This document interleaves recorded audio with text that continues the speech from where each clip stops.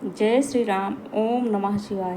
कैसे हैं आप सभी भक्त? उम्मीद करती हूँ कि सब लोग अच्छे होंगे, स्वस्थ होंगे। तो आज हम आपको सावन के इस पवित्र महीने में कुछ ऐसा उपाय लेकर के आए हैं कि जिसको करने से अगर आपकी परेशानियाँ बहुत ज़्यादा बढ़ चुकी हैं, शत्रु आपका पीछा नहीं छोड़ रहे हैं, या फिर आपकी नौकरी नहीं लग रही है, जो भी समस्याएं होंगी वो जड़ से खत्म हो जाएंगी। यकीन मानिए, अगर विश्वास करके आप ये उपाय करेंगे तो निश्चित ही आपके सारे काम बनने शुरू हो जाएंगे। तो चलिए, आज हम आपको कुछ उपाय, छोटा सा बिना खर्चे का उपाय लेकर के आए हैं, जिसको करने से आपकी समस्याएं जड़ से खत्म हो जाएगी। और एक ऐसा उपाय और आपको हम बताएंगे कि शिवलिंग पर से ऐसी कौन सी चीज़ लेकर के आना है कि जिसको लेकर आने से आपकी धन से जुड़ी समस्याएं हमेशा के लिए खत्म हो जाएंगी। आपका धन कहीं ना कहीं से आपके पास आना शुरू हो जाएगा।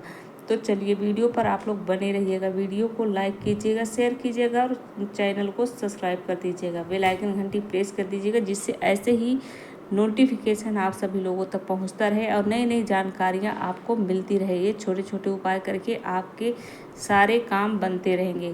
तो चलिए, आपको लेके चलते हैं वीडियो की तरफ और बताते हैं कि ऐसा कौन सा उपाय करने से महादेव की कृपा आप पर बनी रहेगी और साथ में हनुमान जी की भी कृपा बनी रहेगी, क्योंकि श्री हनुमान जी महादेव के 11वें रुद्र के अवतार हैं और आपको श्री राम भगवान को भी साथ में प्रसन्न करना होगा।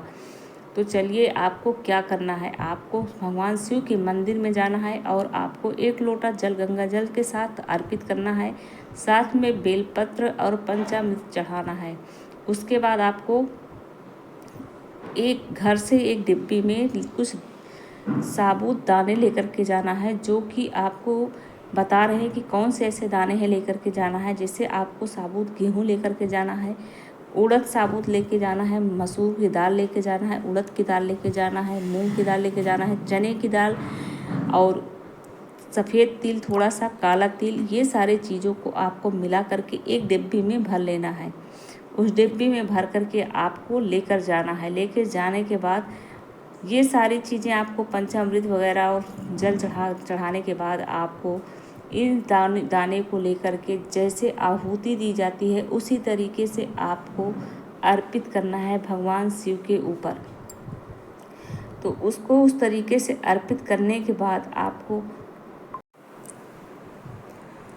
उसको अर्पित करना है आपको। तो ध्यान दीजिएगा, जैसे आप आहुति देते हैं उसी तरीके से आपको जो है उस दाने को डिब्बी से दाने लेकर के अर्पित करना है भगवान शिव के मंदिर में जा कर के।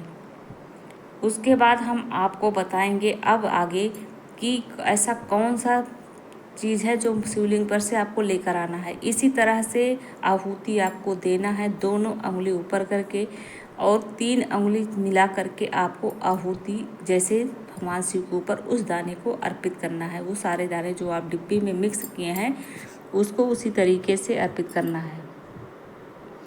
अब हम आपको बताते हैं कि आगे की जब आप इसको चढ़ा लेंगे तो आपको मंदिर में ही बैठ करके श्री राम स्तुति का पाठ कर लेना है। इससे श्री राम भगवान भी प्रसन्न होंगे और राम भगवान प्रसन्न होंगे, भगवान शिव प्रसन्न होंगे और हनुमान जी महाराज साथ में प्रसन्न होंगे कि अगर आप राम भगवान की स्तुति करते हैं, कोई भी आप राम चालीसा, राम स्तुति, श्री राम नाम का एक माला पाठ ही कर लें, लेकिन श्री राम भगवान का गुणगान वहाँ पर मंदिर में बैठकर जरूर करिए। इससे भगवान शिव की कृपा आप पर बनी रहेगी और श्री हनुमान जी की भी कृपा आप पर बनी रहेगी। उसके बाद आपको वहाँ पर मंदिर में शिवलिंग पर अगर आपको आसपास जलाहरी में भी अगर आपको एक कनेर का फूल मिल जाए, क्योंकि कोई ना कोई तो कनेर का फूल चढ़ाता ही है। कनेर का फूल चाहे शिवलिंग के ऊपर दिख जाए आपको, चाहे कहीं आसपास उसके गिरा हुआ दिख जाए, चुपचाप वहाँ से आपको वो कनेर का फूल उठा लेना है। कनेर का फूल उठा लेने के बाद आपको घर पर आना है। ध्यान रखिएगा, अगर मान लीजिए उसमें हल्दी चंदन कुछ लगा हुआ हो, कुछ ना कुछ तो फूल में लग ही जाता है, लोग चढ़ाते रहते हैं, तो उसमें जब आप कुछ लगा हो तो उसको धुलना नहीं है। घर पे आएंगे आप उसको धुलिएगा नहीं फूल को। उसी तरीके से जैसे ही वो फूल आपको मिला है उसी तरीके से लाना है। किसी को आपको बताना नहीं है कि इस फूल को हम क्यों ले रहे हैं, कहाँ ले जाएंगे, क्या करेंगे, आपको किसी से नहीं बताना है। आपको एक दीपक ले लेना है मिट्टी का। मिट्टी का जो साफ दीपक होता है वो मतलब यूज किया ना हो, साफ और शुद्ध होना चाहिए। उस दीपक में उस फूल को रख लेना है। उस फूल को रखने के बाद आपको क्या करना है, एक पीले कपड़े में लपेट करके उसको बांध देना है। पीले कपड़े में उसको बांध करके आपको अपने धन के स्थान पर उस पोटली को रख देना है।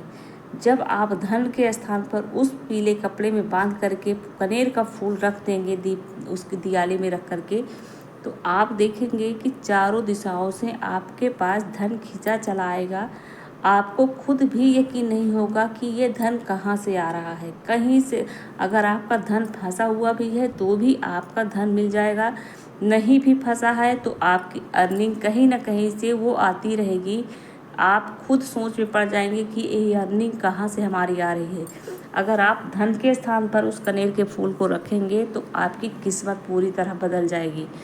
और उस जो दाने को आप चढ़ाए हैं 7 प्रकार के दाने को, उससे तो आपके सारे ग्रह 9 ग्रह आपके दूर हो जाएंगे। 9 ग्रह अगर आपका खराब है तो वो 9 ग्रह आपके मजबूत हो जाएंगे। इससे 9 ग्रह की स्थिति बहुत मजबूत होती है। जो ये अन्न चढ़ाते हैं सभी प्रकार के मिला करके भगवान शिवलिंग पर,